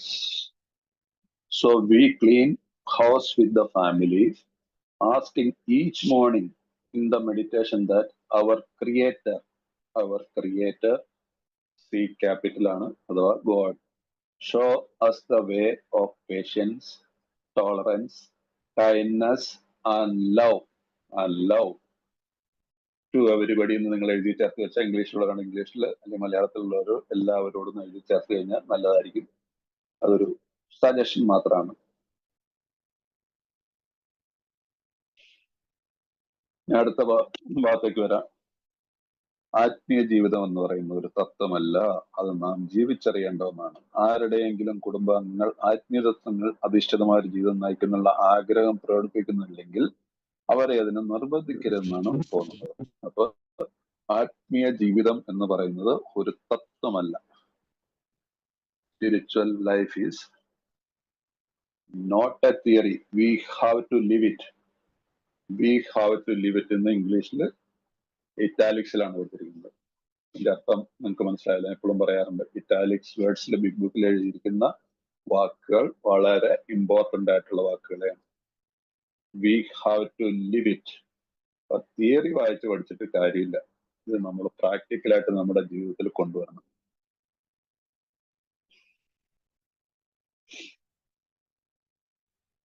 ആരുടെയും നമ്മുടെയൊക്കെ കുടുംബങ്ങൾ ആത്മീയതത്വങ്ങൾ അധിഷ്ഠിതമായ ഒരു ജീവിതം നയിക്കാനുള്ള ആഗ്രഹം പ്രകടിപ്പിക്കുന്നില്ല അവര്. നമ്മൾ കുറെ വർഷങ്ങൾക്ക് ശേഷം ഇപ്പൊ നമ്മുടെ ടീനേജ് ഒക്കെ കഴിഞ്ഞ പിള്ളേരൊക്കെയാണ്, അവർക്ക് പ്രാർത്ഥിക്കാനും മോർണിംഗിൽ പ്രാർത്ഥിക്കാനോ അല്ലെങ്കിൽ വൈകിട്ട് പ്രാർത്ഥിക്കണമെന്നോ അല്ലെങ്കിൽ മോനെ പോകുന്നതിന് മുമ്പ് ഒന്നും ഒരു മിനിറ്റ് പ്രാർത്ഥിച്ചിട്ട് പോകണമെന്നൊക്കെ അന്നേരമൊക്കെ അവർ കേൾക്കും. അത് ചിലപ്പോ രാവിലെ നമ്മൾ നോക്കുമ്പോൾ ആശാൻ ബുക്കും പുസ്തകമൊക്കെ എടുത്ത് ഹോണ്ടൊക്കെ ഇട്ടുകൊണ്ട് പള്ളി അങ്ങ് ഇറങ്ങി പോകും. പ്രാർത്ഥിച്ച് കാണാറില്ല. അപ്പൊ നമ്മളത് വാച്ച് ചെയ്യുന്നുണ്ടാവും.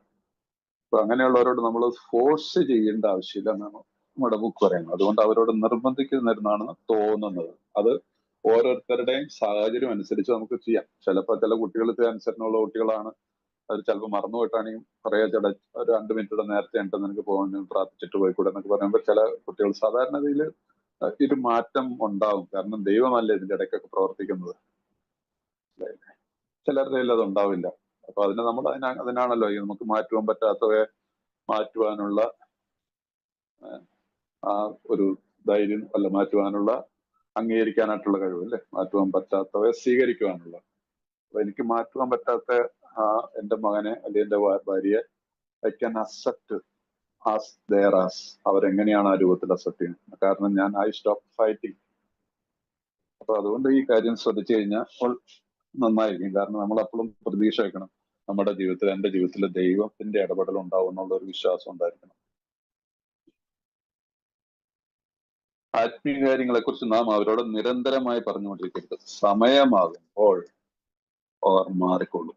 അപ്പൊ അതുകൊണ്ട് ഏത് നേരം വൈകുന്നേരം പ്രാർത്ഥിക്കുക, രാവിലെ പ്രാർത്ഥിക്കുക, അപ്പടി ഇപ്പടി എന്ന് പറഞ്ഞിട്ട് പള്ളിയിൽ പോകുന്നു പറഞ്ഞിട്ട് നമ്മളൊരു മാതൃകയായിട്ട് മാറുക. നമ്മൾ പ്രാർത്ഥിക്കുക, നമ്മൾ ക്ഷേത്രത്തിൽ പോവുക, നമ്മൾ പള്ളിയിൽ പോവുക. ഇങ്ങനെ വരുമ്പോൾ ആ മാറ്റം നമ്മുടെ വീട്ടിലുണ്ടാവും, സാധാരണതയിലുണ്ടാവും. അപ്പൊ അതുകൊണ്ട് അത് ആ ഒരു വിശ്വാസം ചിന്തിക്കുക. 10-20 വർഷക്കാലം നിരന്തരമായ കുടി ആരുടെയും കാര്യത്തിൽ അവിശ്വാസമുള്ള ഒരാൾക്ക് എന്ന കാര്യം നാം ഓർക്കണം. അവിടെ 3-2 വർഷം അല്ലെങ്കിൽ 6 മാസം മദ്യപാനം നിർത്തിയിട്ടായിട്ടുള്ള അപ്പോഴേക്കും ഞാൻ ഈ അവര് 15-20 വർഷമായിട്ട് അനുഭവിച്ച പീഡകളിൽ നിന്ന് പെട്ടെന്നൊരു റിസൾട്ട് പ്രതീക്ഷിക്കാൻ നമുക്ക് പാടില്ല. Total surrender. ദൈവിൽ 3-ാമത്തെ പടിയുടെ പ്രാർത്ഥനയുടെ അവസാനമായിട്ട് എന്റെ ഇഷ്ടമല്ല അവിടുത്തെ ഇഷ്ടം പോലെ എനിക്ക് ഭവിക്കണമെന്നുള്ള പ്രാർത്ഥന. ഈ പ്രാർത്ഥന മാത്രമെങ്കിലും പ്രാർത്ഥിക്കുക. എന്നും നിങ്ങൾ അതിന് പ്രാർത്ഥിച്ചു, ഈ ഒരു വാക്ക് പ്രാർത്ഥിച്ചാൽ പ്രാർത്ഥിക്കാനൊക്കെ മടിയോ അല്ലെങ്കിൽ ശീലമില്ലാത്തവർ ഇത്രയും പ്രാർത്ഥിക്കുന്നതിന് ബുദ്ധിമുട്ട്. രാവിലെ എണീറ്റിട്ട് ഭഗവാനെ, ദൈവമേ, അള്ളാഹുവേ, എന്റെ ഇഷ്ടമല്ല അവിടുത്തെ ഇഷ്ടം പോലെ എനിക്ക് ഭവിക്കണമെന്ന് ഇത്രയും പറഞ്ഞാൽ മതി. കിടക്കുന്നതിന് മുമ്പ് ഇത് തന്നെ പറഞ്ഞാൽ മതി. പ്രാർത്ഥിക്കണം. ഞാൻ നിങ്ങളോട് നിർദ്ദേശിക്കാനുള്ള ഈ ഭാഗത്തൊക്കെ വരുമെന്ന് പറഞ്ഞാൽ ഇപ്പോഴത്തേക്ക് നമുക്ക് പ്രാർത്ഥനയോട് നല്ലൊരു ഡീപ്പായിട്ടുള്ള റിലേഷൻ ഉണ്ടാവണം. എന്നും ഒരു ദിവസം പോലും രാവിലെ ഇപ്പൊ നമ്മൾ മുമ്പിലത്തെ പാറുകൾ രാവിലെ ഉണരുമ്പോൾ രാവിലെ നമ്മൾ കുടുംബത്തോടൊപ്പം പ്രാർത്ഥിക്കണമെന്ന് പറയുന്നുണ്ടല്ലേ. അതുപോലെ തന്നെ വൈകിട്ടും ഇപ്പോൾ കിടക്കുന്നതിന് മുമ്പ് നമുക്ക് പ്രാർത്ഥിക്കണം. ഇന്നത്തെ ഇൻവെന്ററി എടുത്തതിന് ശേഷം നമുക്ക് വീണ്ടും ദൈവത്തിന് നന്ദി പറഞ്ഞുകൊണ്ട് നമുക്ക് ഉറങ്ങാൻ പോകണം. രാവിലെ എഴുന്നേൽക്കുമ്പോൾ ദൈവത്തോട് നന്ദി പറഞ്ഞുകൊണ്ട്, ഞാന്ന് പറയില്ല, 24 മണിക്കൂറിലെ ഒരു 2 മിനിറ്റ് 3 മിനിറ്റ് നമുക്ക് ദൈവത്തിന് കൊടുത്തുകൂടെ? ബാക്കിയുള്ള സമയത്ത് പണം ഉണ്ടാക്കാനും മറ്റു പല കാര്യങ്ങൾക്കും എല്ലാം ഓടിക്കോളും. ഒരു 2-3 മിനിറ്റ്സ്. ഞാനിതൊന്നും ചെയ്യില്ലാത്ത ഒരാളായിരുന്നു. അല്ലേ? പ്രാർത്ഥിക്കാനും സമയം ഉണ്ടാകുന്നില്ല. പള്ളിയിൽ പോയാലും ഞാൻ പള്ളിയിലൊന്നും ആയിരുന്നില്ല. മനസ്സിലായില്ല. അപ്പൊ അങ്ങനെ ജീവിച്ചിട്ട് പക്ഷെ നമ്മൾ ശീലങ്ങൾ ഇന്ന് പ്രാർത്ഥനയുടെ ശീലമായിട്ട് മാറി. പ്രാർത്ഥിക്കാതെ കിടന്നുറങ്ങാൻ പറ്റത്തില്ല, രാവിലെ എഴുന്നേറ്റ് പ്രാർത്ഥിക്കും. ലളിതമായിട്ടുള്ള കാര്യങ്ങളുള്ളൂ. ചില ദിവസം ദീർഘമായിട്ട് പ്രാർത്ഥിക്കുക, അത് ഓരോരോ ദിവസത്തെ രീതി അനുസരിച്ച്. പക്ഷെ പ്രാർത്ഥിക്കും. അത് നമ്മളുടെ ഏത് മതത്തിലാണെങ്കിലും ഇത് പറഞ്ഞിട്ടുള്ളതാണ്. പോരാത്തതിന് ഇപ്പൊ ഈ എഴുതി വെച്ചിരിക്കുന്ന ആളൊക്കെ എന്തായിരുന്നു?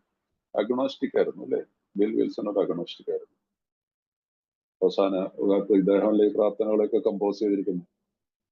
ആദ്യത്തെ 100 പേരിലുള്ള പകുതിയിലധികം പേരും അഗ്നോസ്റ്റിക്കുകളായിരുന്നു. ബിലീവേഴ്സ് ആയിട്ട് വന്നവര് ഈ ഓക്സ്ഫോർഡ് ഗ്രൂപ്പിൽ നിന്ന് വന്നിട്ടുള്ള പല പേരേ ഉള്ളൂ, അല്ലാത്തവരൊക്കെ അഗ്നോസ്റ്റിക്സുകളായിരുന്നു, അജ്ഞേയവാദികളായിരുന്നു. നിരീശ്വരവാദികൾ കുറച്ചു പേരുണ്ടായിരുന്നു. അപ്പൊ ഈ പ്രാർത്ഥന ഒരു ശീലാക്കുക, ഇതാണ് ഇതിൽ നിന്ന് മനസ്സിലാക്കാനുള്ളത്. ഈ 10-20 വർഷത്തെ കാലത്തെ കൊണ്ട് അവർക്ക് നമ്മളെ കുറിച്ചുള്ള വിശ്വാസമൊക്കെ പോയിട്ടുണ്ടാവും. അതുകൊണ്ട് അതൊക്കെ നമ്മൾ ഓർക്കണം. അതുകൊണ്ട് അതിന്റെ അർത്ഥം എന്ന് പറഞ്ഞാൽ നമ്മൾ ക്ഷമിക്കുക, സ്നേഹം കാണിക്കുക, മനസ്സിലായില്ലേ? ക്ഷമിക്കുക, കാത്തിരിക്കുക, ദൈവത്തിന് വിട്ടുകൊടുക്കുക. ദൈവമേ, എന്റെ മക്കളുടെ ജീവിതത്തിൽ, എന്റെ ഭാര്യയുടെ ജീവിതത്തിൽ, ചിലപ്പോൾ ഭാര്യമാർക്ക് പോലും വലിയ പ്രാർത്ഥനയും കാര്യങ്ങളൊന്നും ഉണ്ടാവും. Don't worry. ഒരു മാസം നമ്മൾ പ്രാർത്ഥന ഒരു ശീലമായി കഴിഞ്ഞാൽ അടുത്ത മാസം ആകുമ്പോഴത്തേക്ക് അടുത്തിരുന്ന് പ്രാർത്ഥിക്കാൻ തുടങ്ങും. സ്ലോലി മക്കളും വരാൻ തുടങ്ങും.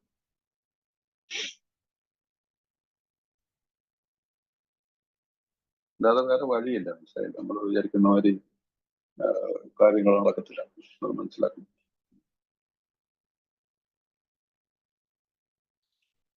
ഓക്കെ, നമുക്ക് ഒരിക്കലും ശരിയാക്കാൻ പറ്റാത്ത തെറ്റുകളുണ്ടാകും. ഞങ്ങൾക്ക് പറ്റുമെങ്കിൽ ഞങ്ങൾ അത് ശരിയാക്കുമായിരുന്നു എന്ന് ഞങ്ങളോട് സത്യസന്ധമായി പറയാൻ കഴിഞ്ഞാൽ, അങ്ങനെയല്ല. നമുക്ക് ഒരിക്കലും ശരിയാക്കാൻ പറ്റുന്ന തെറ്റുകളുണ്ടാവുക. ഞങ്ങൾക്ക് പറ്റുമെങ്കിൽ ഞങ്ങൾ അത് ശരിയാക്കുമായിരുന്നു എന്ന് ഞങ്ങളോട് സത്യസന്ധമായി പറഞ്ഞാൻ കഴിഞ്ഞാൽ പിന്നെ ഞങ്ങൾ അതിനെക്കുറിച്ച് ഓർത്ത് വേവലാതിപ്പെടേണ്ടതില്ല. ഓക്കെ, മനസ്സിലായില്ലേ? നമുക്ക് ഒരിക്കലും ശരിയാക്കാൻ പറ്റാത്ത തെറ്റുകൾ ഉണ്ടാക്കാം. പക്ഷെ ഇവിടെ എന്താണ്? ഞങ്ങൾക്ക് പറ്റുമെങ്കിൽ ഞങ്ങളത് ശരിയാക്കുമായിരുന്നു എന്ന് ഞങ്ങളോട് സത്യസന്ധമായി പറയാൻ കഴിഞ്ഞാൽ പിന്നെ ഞങ്ങൾ അതിനെക്കുറിച്ച് ഓർത്ത് വെക്കും. സോ ഞാൻ എന്നോട് തന്നെ ആം ഐ ഹോണസ്റ്റ്. എൻ്റെ കഴിഞ്ഞ കാലത്തെ തെറ്റുകളെ തിരുത്താനും കഴിഞ്ഞ കാലത്തെ ജീവിത രീതികളെ മാറ്റാനും ഞാൻ സത്യസന്ധമാണെന്ന് ഓർത്തിട്ട് ഞാൻ എനിക്ക് പറയാൻ സാധിക്കുകയാണ്, യെസ്, ഞാൻ ഈ കാര്യത്തിൽ സത്യസന്ധമാണെന്ന് പറഞ്ഞാൽ പിന്നെ വേവലാതിപ്പെടേണ്ട കാര്യമില്ല, ഭയപ്പെടേണ്ട ആവശ്യമില്ല. ഒരു കാരണവശാലും ഭയപ്പെടേണ്ട ആവശ്യമില്ല.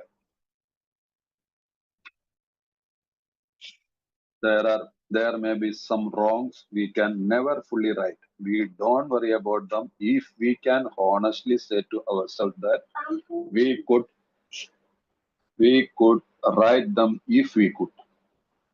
So we would right them if we could.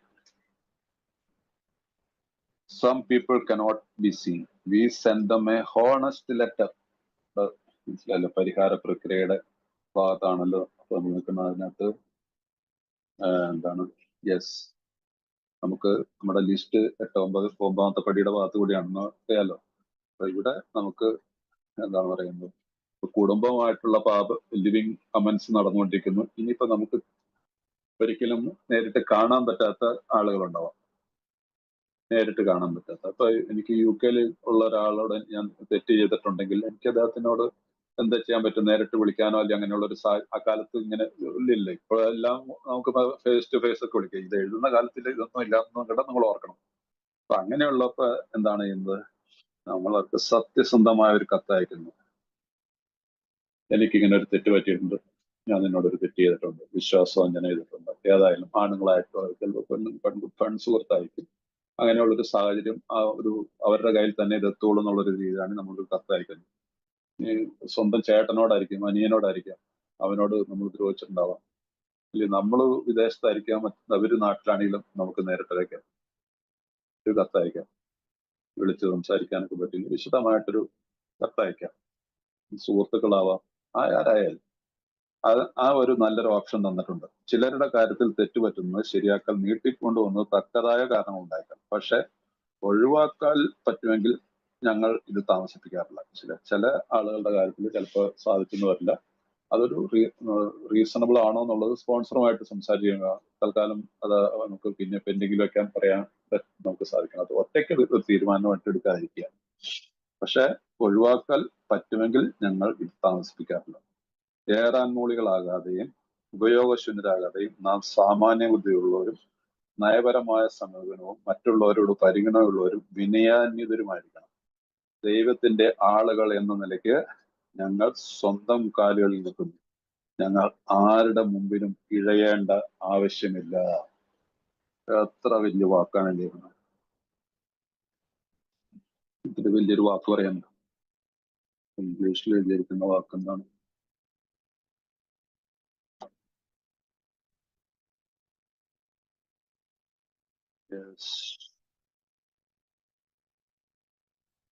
Yes, as God's people, we stand on our feet. We don't crawl before anyone. നമ്മൾ ആരുടെ മുമ്പിൽ ഇഴയേണ്ടി വരില്ല. എപ്പോഴാണ് നമുക്ക് ഇഴയേണ്ടി വരുന്നത്, തലവനിക്കേണ്ടി വരുന്നത്? നമ്മൾക്ക് ഒരാളെ കാണുമ്പോൾ ഒരു കുറ്റബോധം തോന്നുന്നത്, ഒരാളെ കുറിച്ച് ചിന്തിക്കുമ്പോൾ നമുക്കൊരു എന്നോട് തന്നെ ഒരു പുച്ഛം തോന്നുമ്പോൾ, ഈ രീതിയിൽ ജീവിച്ചാൽ സത്യസന്ധനാണെങ്കിൽ, നിങ്ങളുടെ ഇന്റൻഷൻസ് സത്യസന്ധനാണെങ്കിൽ, നിങ്ങളെ കുറിച്ച് ആരെന്ത് വേണമെങ്കിലും പറഞ്ഞോട്ടെ. നമ്മുടെ ഉള്ളിൽ മുമ്പ് വായിച്ചില്ലേ എന്താണ്? നമുക്ക് ഒരിക്കലും ശരിയാക്കാൻ പറ്റുന്ന തെറ്റുണ്ട്. ഞങ്ങൾക്ക് പറ്റുമെങ്കിൽ ഞങ്ങളത് ശരിയാക്കുമായിരുന്നു. ഞങ്ങളോട് സത്യസന്ധമായി പറയാൻ കഴിഞ്ഞാൽ ഞങ്ങൾ അതിനെ കുറിച്ച് യൂസ്. ഈ വാക്ക് വളരെ ഇമ്പോർട്ടന്റ് ആണ്. അതുകൊണ്ട് മറ്റുള്ളവരുടെ അപ്രൂവൽ നമുക്ക് ആവശ്യമില്ല. ഞാൻ എന്തെങ്കിലും എന്റെ ഭാഗത്തുനിന്ന് ഒരു തെറ്റ് പറ്റിയിട്ടുണ്ടെങ്കിൽ അത് തിരുത്താൻ ഞാൻ സജ്ജനാണോ സന്നദ്ധനാണോ എന്നുള്ളതാണ് എനിക്ക് ചോദിക്കേണ്ടത്. Yes, I am ready. ഞാൻ അതിനെ തിരുത്താൻ സന്നദ്ധനാണെങ്കിൽ പിന്നെ ഒരുത്തരെയും ഭയപ്പെടേണ്ട കാര്യമില്ല. അങ്ങനെയുള്ള ഒരു വ്യക്തിക്ക് ആരുടെ മുമ്പിലും തലകുനിക്കേണ്ടി വരത്തില്ല. എവിടെയും തല പിടിച്ചു നോക്കില്ല. ആരെയും കാണുമ്പോൾ ഒളിച്ചോടേണ്ടി വരത്തില്ല. ആരെയും കയറുമ്പോൾ പമ്മിയിരിക്കേണ്ടി വരത്തില്ല. ആരെങ്കിലും കാണുമ്പോൾ മീറ്റിംഗിൽ നിന്ന് ഇറങ്ങി ഓടേണ്ടി വരത്തില്ല. മീറ്റിംഗിൽ എന്ന് പറഞ്ഞാൽ ഒരു ചിലർക്ക് അങ്ങനെ സംഭവിച്ചിട്ടുണ്ടാവും. എന്റെ ജീവിതത്തിൽ അങ്ങനെ പലരും ഞാൻ ഒരിക്കലും എല്ലാത്തിനും നേരിട്ടിട്ടുള്ളൂ. എല്ലാവരോടും തുറന്ന കാര്യങ്ങൾ സംസാരിച്ചിട്ടുള്ളൂ. എന്നെ ഭയപ്പെടുന്ന സത്യസന്ധത എന്നുള്ളതാണ് ഏതൊരു മദ്യപാനിയുടെയും എന്റെയും നിങ്ങളുടെ എല്ലാം ബേസ്. ആ ബേസ് കറക്റ്റ് ആയിട്ട് നമ്മൾ ഒരു ബിൽഡപ്പ് ചെയ്തുകൊണ്ട് വരികയാണെങ്കിൽ ഒരിക്കലും ഭയപ്പെടേണ്ട ആവശ്യമില്ല. ദൈവം അതിൻ്റെതായിട്ടുള്ള സമയത്ത് നമ്മുടെ പ്രശ്നങ്ങൾക്കൊക്കെ പരിഹാരങ്ങൾ കണ്ടുപോകും. അതുകൊണ്ട് നമുക്ക് ആരുടെയും മുമ്പിൽ ഇഴയേണ്ട ആവശ്യമില്ല. അപ്പൊ യെസ്, ഇനിയുള്ളത് നമ്മുടെ 9ാമത്തെ പടിയിലുള്ള ഈ പരിഹാരങ്ങളൊക്കെ ചെയ്തു കഴിയുമ്പോൾ നമുക്ക് കിട്ടുന്ന വാഗ്ദാനങ്ങളിലേക്കാണ് നമ്മൾ വരുന്നത്. അപ്പൊ അത് നമുക്ക് അടുത്ത ആഴ്ച എടുക്കാമല്ല. ബിനു, രാജേഷ്, അരുണാര ഹോസ്റ്റ് ചെയ്യുന്ന വെച്ചാൽ അവരോട് നന്ദി പറയുന്നു. ഇതുവരെ എന്നെ കേട്ട് നിങ്ങൾ വന്നതിലൊക്കെ സന്തോഷം. ആ റെക്കോർഡിംഗ് നടത്തിത്തരാം. താങ്ക് യു തമ്പി സാറേ, ഒരുപാട് നന്ദി. ഈ അവസരത്തിൽ ഞങ്ങൾക്ക് ബിഗ് ബുക്കിലൂടെ ഞങ്ങളെ